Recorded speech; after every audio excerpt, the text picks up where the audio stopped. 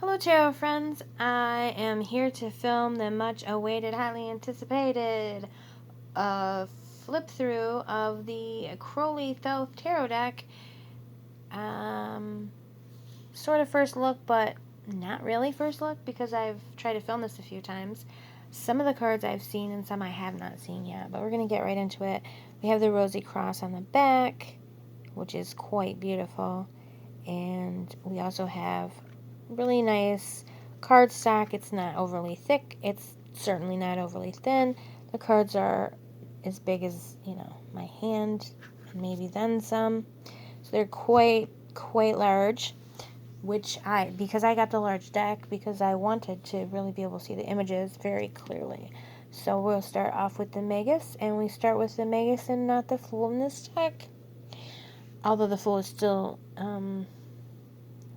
numbered 0, so once they're shuffled, it won't make much of a difference. But in my mind, it kind of makes a difference that the creator decided to order it that way. So what jumps out here with these lines here and with these things, for me, this gives me a really Alice in Wonderland kind of feel. Even though I would say Alice in Wonderland, I would attribute Alice in Wonderland to the Fool rather than the Magis, but it just does give me that sensation of her falling down the rabbit hole. And I do think that the Magis is about not falling down the rabbit hole, but about manifesting into, and so is the Fool. They're similar in that way, in certain ways. And also, I'm interested in the fact that this person is very gold, and it makes me think of the Oscar statue and a little bit of the play or the movie Metropolis, which is from the 20s, I think. And you do get a little bit of sort of Art Deco style in these cards. Even more so, I feel a lot of Picasso-y sort of with the multidimensionality and so on. So what was I saying about that? Oh, the movie. So that movie is something I want to study a lot more because I guess it really is a lot of sort of occult and esoteric imagery in it, and it's very influential on Hollywood and on the music industry. You see so much imagery from it in videos and on award shows and things. So, so that's what the Magis brings up for me. The Lover's card, this is so interesting because there's just layers and layers and layers upon layers. And when I looked at the card, what I saw was, oh, okay, I get it. The sort of marriage of opposites here with these little children. And one's white-skinned and one's brown-skinned, and their arms are crossed, and one has a sword and one has a cup. So I guess you would assume that the one with the cup was female, but they're kind of babies, so and then in their other hands you have earth, so this is the female energy with the earth and the water, and then you have the club for the fire and the wands. And what's interesting is I didn't even notice any of that until just now. So again, I've looked at these cards a few times to film this, and every time something new comes up. But then I noticed that, and then my eyes went, oh, but they're inside of this sort of king and queen here. And what's interesting about this to me is that these two images to me feel very like gender neutral, which is kind of more of a modern trend, I suppose. But I don't know that if they're supposed to be, because I think this is a king's crown and this is a queen's crown, but I'm not really sure. But I'm gonna say that we keep the female on this side and the male on this side, and then eyes go up a little further, and there's this hooded, cloaked figure with his hands over. And this imagery really makes me think of some devil cards I've seen where the devil is holding their hands out and has maybe puppet strings. So you'll notice in the Rider-Waite-Smith a very repeated motif in the Lover's card, the Hierophant, and the Devil. If you want to go and look, you'll see there's always the figure and the two. Okay, so then you go up a little farther and you see the Cupid with the arrows, and you also see the naked man and woman, which I am assuming represent Adam and Eve, which are basically the first lovers, if you don't count Lilith. But they weren't really lovers because she refused to lay beneath him. So there's that. So yeah, there's just so many layers of goodness in that card. Then we have the Hierophant. This one also has super lot of just layers and layers of things going on. And dimensionality.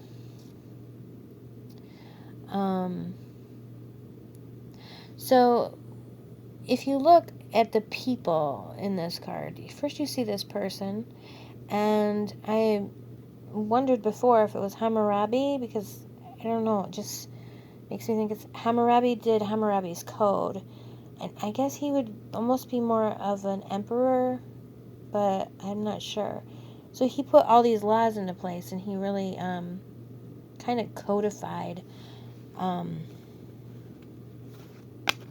when it comes down to it, he kind of codified the ideas of patriarchy and the ideas of law and order as we conceive of it now. I don't know for sure if this is meant to be him or not, but underneath you have this person who's within the star, or pentacle, and then you have this third person who's a woman holding the staff, whose light shines up and creates this part of the pentagram on the outside. So you have this pentagram and then this pentagram, and then further still outside of that you have the six-pointed Star of David, which might be difficult to see or might not be. So again, you have all these layers and layers, and then you have these hand signs over here and the animals all around that I don't know if they remind me of the world card, so I don't know if they represent the zodiac signs or if they represent, that looks like an elephant, and I don't know an elephant sign, but if they represent elements, or if they represent the zodiac, or if they represent something else. But I see that going on in that card. And then we have the Emperor, and this card is just so intense with the coloring. I love it. It's an excellent choice. It's perfect. And there's a lot of details in this. There's all of the Aries energy. We have, and all of the fire energy. We've got the Aries wand, or the goat wand, and then we have two goats flanking him in the back. We have these sort of sunburst signs over here. We have, the orange and yellow itself. This, I know there's a name for it, but I don't know what it is, but I know that it's in a lot of the older cards from before Thoth and Rider-Waite-Smith, in the Emperor card. And then here we have either a two-headed phoenix or two phoenixes, which is obvious fire energy on a shield. And then this is this is sort of the curious part, is here we have the lamb and the white flag. He is down at his feet, so I don't know if that means anything, but and he's got a halo, so I feel like he represents Jesus as well, or at least Jesus' sort of symbology. So everything in this card says war, except for this little section down here and says war and fire. So that's something for some study, right? The Empress card is normally a very earthy card, but this one is very watery from the colors, and even I feel like waves. I feel like these are similar to seaweed. There's moons, there's crescents, and there's full moons shapes. And then here, even this looks like a mermaid to me, and she has a lotus. She also has the two the shield with the two phoenixes, but her shield is not red. Her shield is sort of a greenish. It's a much calmer color. And then also we have the swan, which is also again a water symbol. So I'm not really sure why our Empress is so watery. That's interesting. I'm a water sign, so I certainly don't object. Then we have the Priestess, and yes, this is card number 2, so these are out of order. The feeling that this card gives me, and the thing with all of these cards, is that they're very visceral. They're not to me, they're not verbal, and they're not linear. They're not they're very dimensional, and they're visceral. So you look at it, and instead of thinking the word, you kind of feel the word. And with this, what I feel here is waves of sound, which is magic. Not all of what magic is, but a part of it.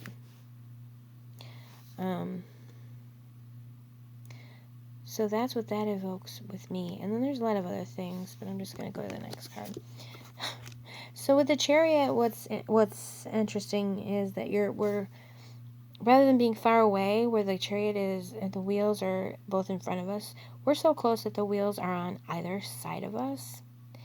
And this Chariot is huge, and this charioteer is huge and is covered in just completely covered in armor. You can't see the charioteer at all. And even considering the scale of this chariot, it has occurred to me that the charioteer may not be real, but rather could be sort of a animatronic type of.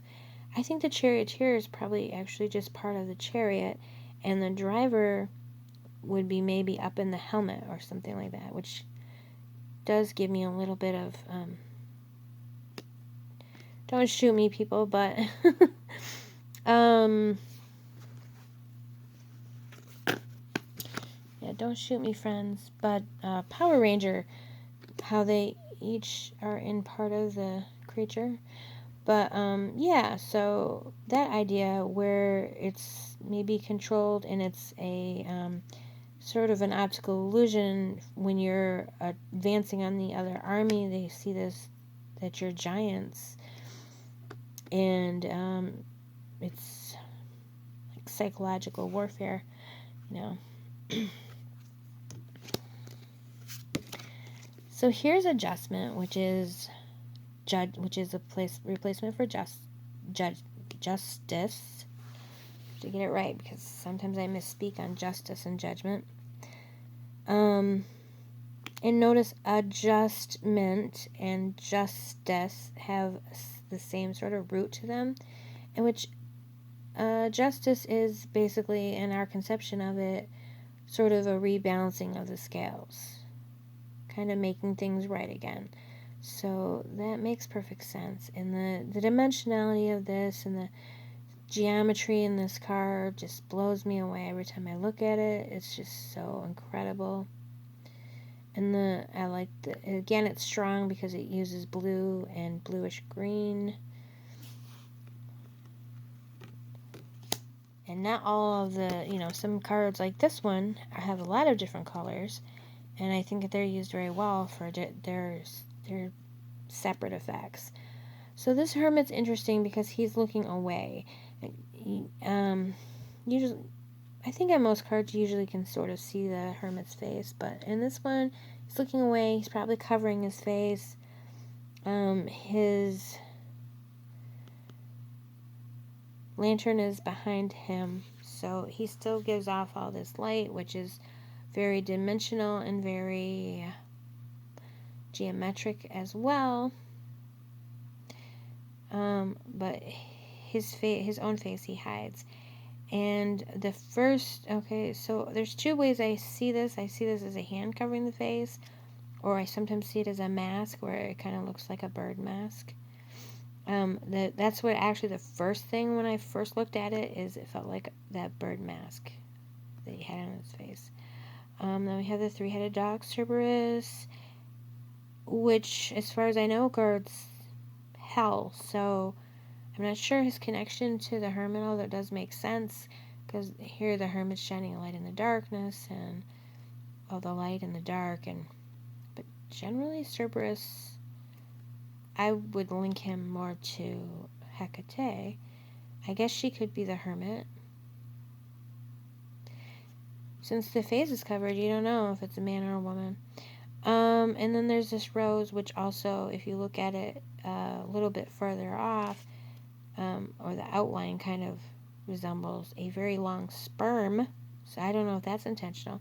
But then you have the egg and the serpent, which you'll see is a repeated motif pretty much throughout this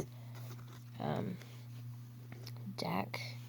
This is not a quick flip through. This is a lot of chit chat about the cards and what I see. Fortune, this card feels so frenetic. It reminds me of the kinds of dreams I used to have when I wake up and my arm or leg were asleep, quote unquote, where you felt that sort of jagged energy kind of going through that your limb that's really painful. That is what that feels like to me. And also you really get the sense of really being pulled and dragged underneath the wheel. I do anyway. And I love all of the swirl and all the movements. It's just incredible. Alright, next card. Lust. I believe that lust is our replacement for strength, because I really haven't seen anything else that would be strength. I'll tell you that. This is very interesting. You have a lion, sort of. All of the faces, you have faces that are like people and various other creatures that are, none of them are lions, except you have this tail that's very much like a scorpion's tail, but the head of the scorpion's tail is a lion's face. And then you have this woman, and she's laid back, and she's naked, and she's wild, and she's free, and her hair flows free, and she is just uninhibited, unencumbered, and she's grabbing onto something, which I don't know what it is, but this here, all of this makes me think of skin. So if you ever see a diagram where they show you the layers of the skin, and to me that really fits with lust, because it really is about being underneath your skin. So, oops, I don't know why I did that. We have the Hanged Man, and the Hanged Man is a mystery to me because he has no face. It might be covered, but I really can't tell. And then he also has nails in his hands and in his feet. And then he is hanging with an ankh above him. So that's totally very interesting. Interesting. Okay, the death card. I have a little bit to say about this death card. I think it's pretty amazing. I love the way that this death card is a skeleton, but I feel like he's made out of metal. I feel like he is a mechanical, sort of robotic skeleton that he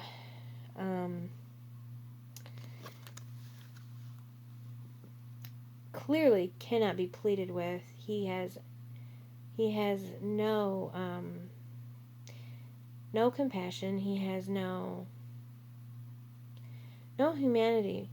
I think when we personify death, and we personify him often as a person, and then we sort of strip his humanity away by making him a skeleton, and this is still a skeleton, but this skeleton isn't really a human skeleton, or it doesn't feel like it to me. It feels like it's made out of metal, and it feels mechanical and robotic.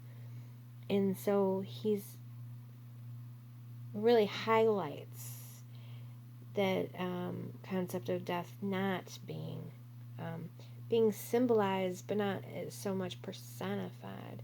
And then, if you really just want something to chuckle about, this head makes me think of the turkey on the Thanksgiving episode of Friends when Chandler puts his head in a turkey.